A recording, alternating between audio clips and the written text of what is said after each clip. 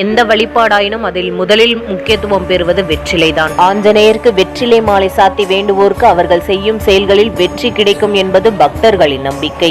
அசோகவனத்தில் சிறை வைக்கப்பட்ட சீதையை கண்டுபிடிக்க அனுமன் புறப்பட்டு சென்றார். நீண்ட தேடுதலுக்கு பிறகு சீதா தேவியை கண்டார். ஸ்ரீராமர் நலமாக உள்ள விவரங்களை எல்லாம் சீதா பிராட்டியிடம் தெரிவித்தார். இதை கேட்டு சீதா தேவி அகமகிழ்ந்தாள். இன்னும் தைரியம் கூடியது அவளுக்கு. ராமபிரானின் பக்தனான அனுமன் சீதையின் பக்தனும் அல்லவா. சீதா தேவியை மனமாற துதித்து வணங்கினார். பணிவுடன் வணங்கிய நிலையில் இருக்கும் அனுமனுக்கு அச்சதையிட்டு ஆசி வழங்க எண்ணினாள் சீதா தேவி. ஆனால் அப்போது சீதைக்கு அருகில் அச்சதை ஆக்குவதற்கான மஞ்சளோ அரிசியோ இல்லை. இதனால் அருகில் இருந்த வெற்றிலை கொடியிலிருந்து அதன் இலைகளை பறித்து அதை அனுமன் மீது தூவி ஆசிர்வதித்து அருளினாள். சீதா பிராட்டியார் கையால் கிடைத்த இந்த வெகுமதியையும் ஆசீர்வாதத்தையும் ஆஞ்சநேயர் பெருமிதம் பொங்க ஏற்றுக்கொண்டார். அன்றிலிருந்துதான் அனுமனுக்கு வெற்றிலை மாலை அணிந்து வணங்குகிற வழக்கம் வந்ததாக கூறப்படுகிறது.